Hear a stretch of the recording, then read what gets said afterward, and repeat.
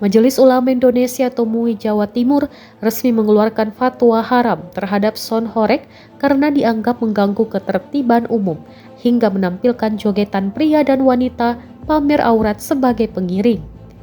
Fatwa ini juga mengatur penggunaan son secara wajar dalam kegiatan positif. MUI mengingatkan kebisingan ekstrim berisiko merusak saraf pendengaran serta berdampak pada aspek sosial dan kesehatan masyarakat. Penggunaan son horeg yang melampaui batas kini menjadi perhatian serius baik secara agama maupun medis. Haryanto, Ketua Perkumpulan Pegiat Son Horeg Bondowoso, menyayangkan apabila penilaian terhadap son horeg hanya dilihat dari sisi negatif semata. Menurutnya, keberadaan son horeg justru memberi kontribusi positif, terutama dalam menggerakkan roda ekonomi masyarakat, khususnya pelaku UMKM dan pedagang kaki lima yang kerap hadir saat acara berlangsung.